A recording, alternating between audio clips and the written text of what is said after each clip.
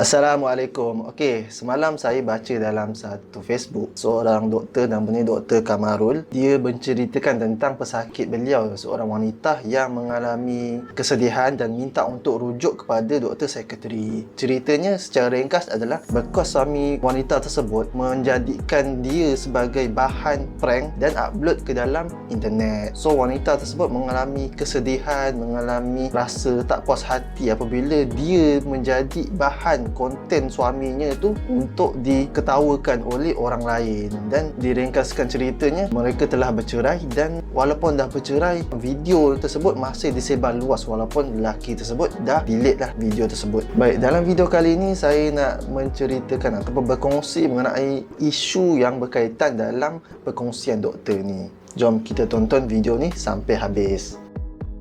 Okey, isu yang pertama ialah prank. Pada saya, prank ni sesuatu yang tak bagus, yang jahat yang dilakukan, tetapi disaluti ataupun dialasankan hanya sebagai gurauan walaupun perkara tersebut melampaui batas bagi sesetengah orang. Namun ada orang dia punya sense of humor dia terlalu pelik sampaikan dia rasa perkara tu lawak. Contohnya kalau dia nampak orang tu jatuh, dia akan ketawa. Padahal yang sebenarnya kita kena rasa simpati, kita kena tolong orang tu, tapi ada setengah orang ni, dia mindset dia macam itu. Dia kalau nampak orang dalam keadaan yang marah ataupun dalam keadaan yang sedih ataupun terkejut, dia akan rasa lucu lah. Selain tu juga dalam isu beberapa hari lepas dekat Mid Valley KL, ada dua orang YouTuber tu dia cuba prank dan dia dah minta maaf lah katanya, tapi ceritanya tak habis sampai tu lah sebab ada polis nak buka kertas siasatan. So siapa suruh kau prank orang, korang-korang nak pukul kan? Kita tak tahu tapi dia kata gurau saja. So benda ni agak melampaui batas. Kalau rujuk dalam penulisan Pejabat Mufti Wilayah Persekutuan, ada dikongsikan hukum prank dalam Islam. Secara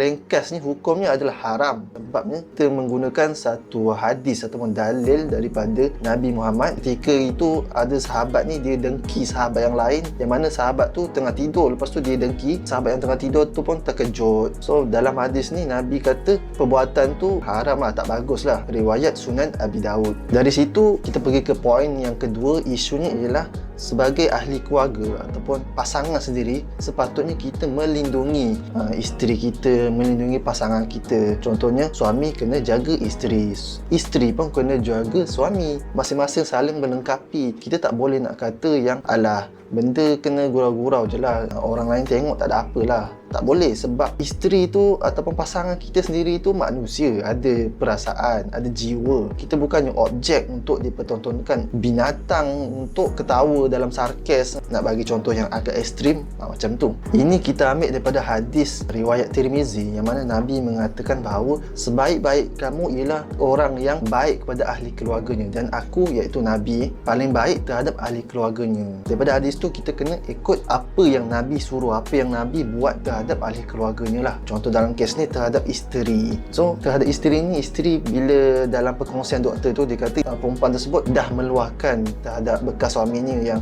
dia tak boleh terima gurauan macam tu. Tapi suami tu ataupun bekas suami tu dia tetap kata isteri tu tak chill, tak relax. So tak nampak lah yang mana lelaki tu cuba untuk melindungi, cuba untuk berbuat baik kepada pasangan sendiri, kepada ahli keluarganya, yang sepatutnya kita ikut apa yang Nabi suruh. Baiklah, poin yang ketiga ialah sikap narsisistik seorang suami itulah. Narsisistik ni maksudnya seorang yang mementingkan diri sendiri, selfish dan merendahkan orang lain. Dia rasa diri dia lagi bagus. Ada seorang pensyarah ataupun pengajar lah, Barry Broget, seorang profesor dekat University of Miami. Dia mengkategorikan ada dua jenis narsisistik, satu vulnerable, satu grandiose. So dalam kategori lelaki ni, dia adalah seorang grandiose narsisistik, seorang yang merendahkan orang lain, anggap perasaan orang lain tak penting. Bila isteri tu dah meluahkan perasaan, dah kata yang dia tak selesa, dia tak suka, dia tak boleh terima, tapi laki tu menolak mentah-mentah. Dia kata tak relax, tak chill. Itu nak menunjukkan sikap narsisistik laki tersebut lah. Selain tu, ciri-ciri narsisistik grandiose ni, dia juga mengeksploitasi pasangan dia sendiri. Bukan orang lain. Orang lain mungkinlah kita rasa lah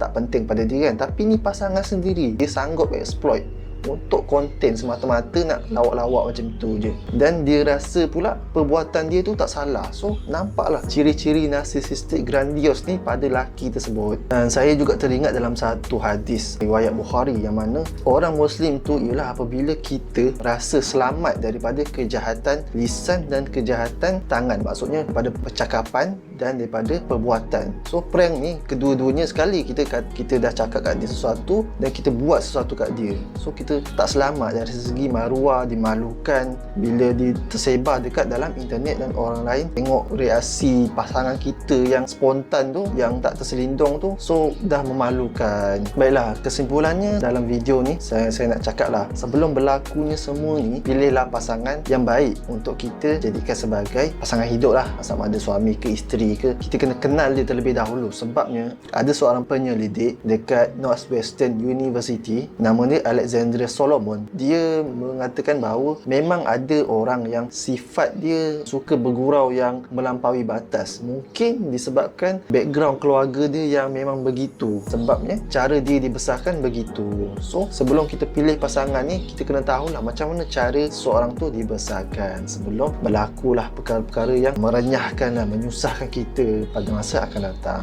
Okeylah, itu saja. Semoga perkongsian saya ini bermanfaat dan bolehlah komen, share apa semua, subscribe. Terima kasih. Assalamualaikum. Jumpa lagi dalam video akan datang.